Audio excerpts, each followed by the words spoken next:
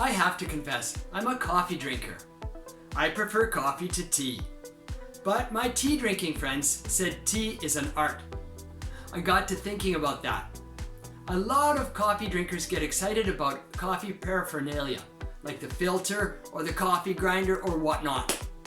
I thought, what is it that tea drinkers get excited about? Of course, the teapot. And I've heard from British people that you have to heat the teapot before you make the tea.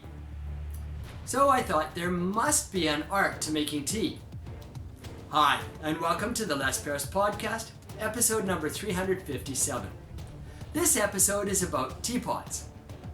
When we think about what makes a perfect teapot, we have to think about the basic parts of a teapot. We should also think about the basic properties a teapot should have. That means the things that it should be able to do, or in some cases not do. After we've thought about these points, we can come to the design of the teapot.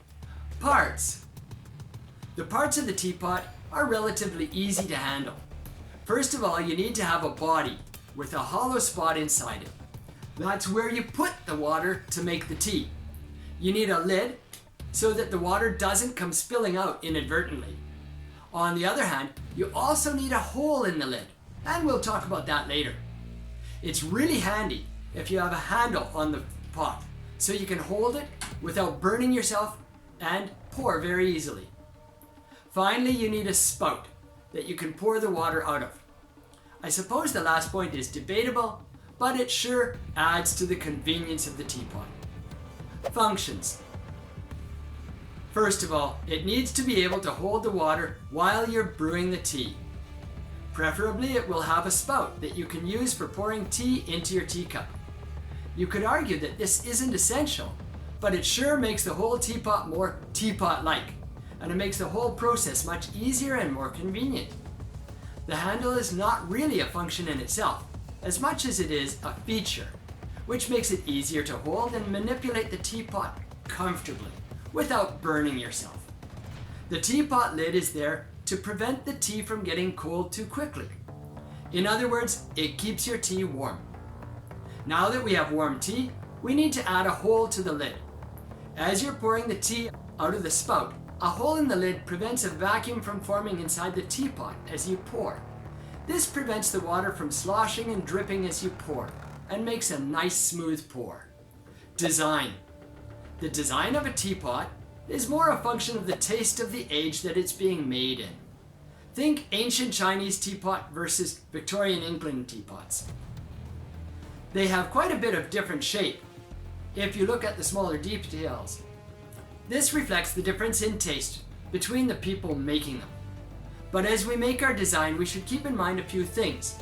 First, we should make the teapot pour without dripping, so after you're done pouring, you don't have worries about staining your tablecloth or your clothing when you're moving the teapot around. Another thing we should think about in design, can you pour it without the lid falling off? Of course, you could simply hold the lid on with your hand, but it's more convenient if you don't have to think about that. Now, you should clean your teapot from time to time, although I've heard people say you shouldn't. Whether you should or shouldn't is debatable, but the teapot must be easy to clean for those who want to clean it. This means that the top opening in the teapot should be big enough for easy cleaning. Another question that comes to mind is it easy to hold? I've seen some teapots with beautifully ornate handles that are in fact difficult to hold. And you should keep in mind your audience when you design the handle. The last question is what I talked about at the start of design. Is it easy on the eye? What I really mean is it beautiful or attractive? This may not be the most important, but after all, we don't want to make tea in an ugly teapot. Now, I'm not going to talk about the actual design beyond what I've said already. Different designers can play with shapes and textures and colors, and any combination that achieves all these functions nicely to make it attractive is good. For me, I prefer simple. The fewer decorations on the pot, the better.